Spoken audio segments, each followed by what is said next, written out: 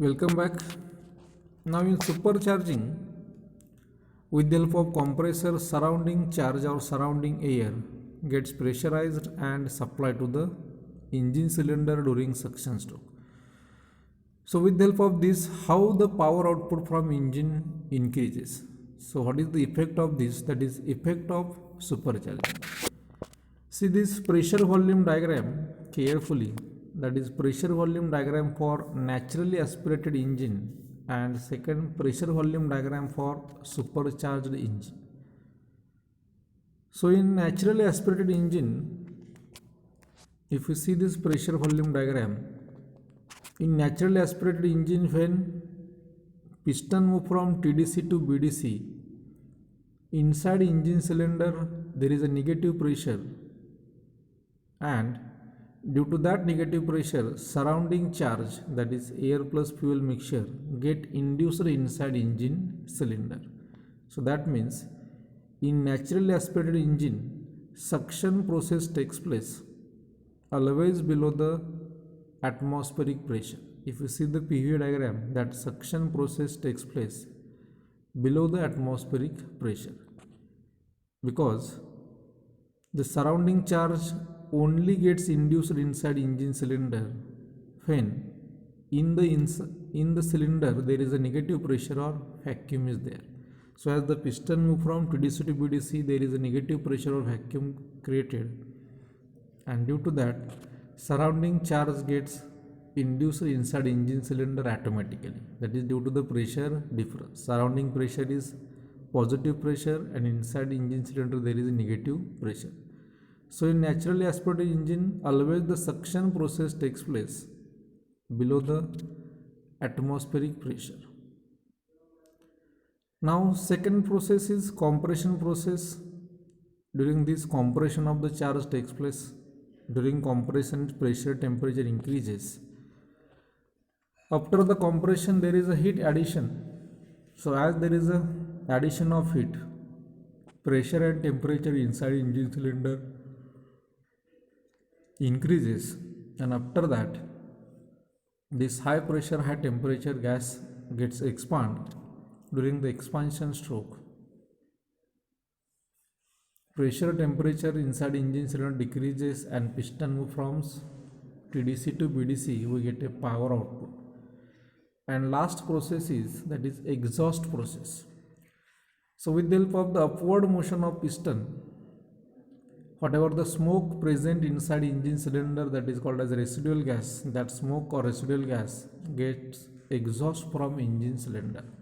So this exhaust process takes place always above the atmospheric pressure, because exhaust of this residual gas takes place only when the pressure inside engine cylinder is high than the surrounding pressure.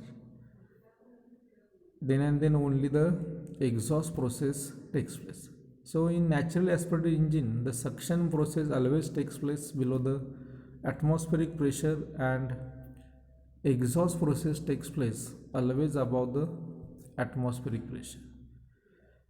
So but in case of supercharged engine, if we see, the suction process takes place above the atmospheric pressure, because with the help of the external device, that is with the help of compressor, if we pressurize that charge or pressurize the air during the suction stroke, so that means that air or that charge have pressure, and that pressure is always above the atmospheric pressure, because you have to compress or we have to pressurize the surrounding air.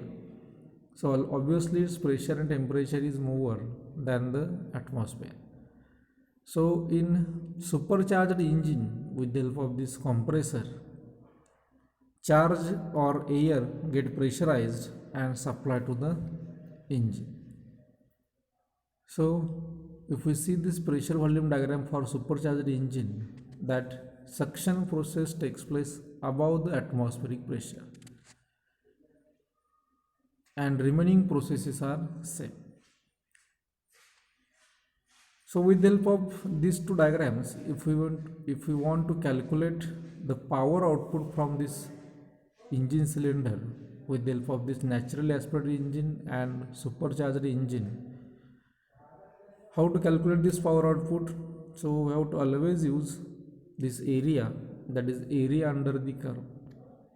So this area under the curve indicates nothing but what? Power output or power developed from engine. So in case of naturally aspirated engine, if you see the diagram, that is some area is below the atmospheric pressure, that is some loop is below the atmospheric pressure, and remaining area is above the atmospheric pressure. But in case of supercharged engine, all the loops, that is all the area is above the atmospheric pressure. So that in supercharged engine there is no any negative loop or there is no any negative area like natural aspirated engine, because in natural aspirated engine some amount area is negative. So if you want to calculate this power output in natural aspirated engine, some amount area get minus. So as there is a less amount of area or less area under the curve, we get a less power output. And in case of supercharged engine, as area is more, we get a more output. So in case of this natural aspirated engine, if you want to calculate the mean effective pressure, that mean effective pressure means what? The constant pressure on the continuous pressure, which is always exerted over the piston during the expansion stroke, that pressure is called as mean effective pressure. So in naturally aspirated engine, that mean effective pressure is calculated with the help of the formula that Pm is equal to area A minus area B divided by stroke length L into spring constant. So in this formula, we have to minus the area B, that is area A minus area B, because this area B is below the atmospheric pressure, that is this is a negative loop. But in case of supercharged engine, if you want to calculate this mean effective pressure, that formula is mean effective pressure Pm is equal to area A plus area B divided by stroke length L into spring constant. So obviously in case of supercharged engine, as there is a more area, that is both the loops are positive, we have to addition or there is addition of areas takes place. So we get a more indicated mean effective pressure. So as there is a more pressure which is exerted over the piston, we can get a more output from that engine. So with the help of the supercharged engine, we get always the more power output from the engine.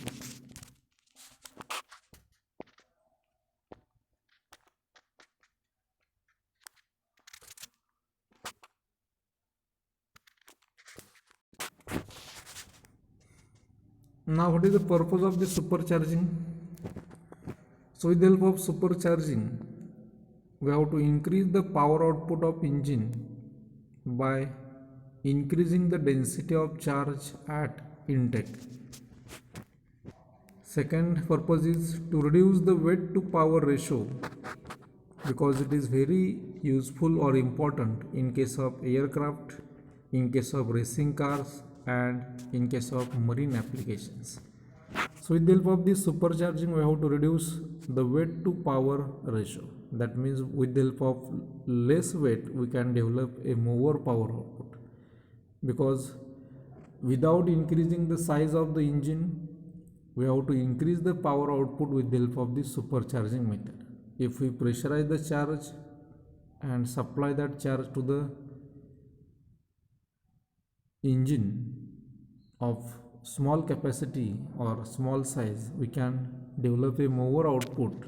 So with the help of this, we have to reduce the weight to power ratio, because in case of marine applications, in case of aircrafts, in case of racing cars, this weight to power ratio is very important.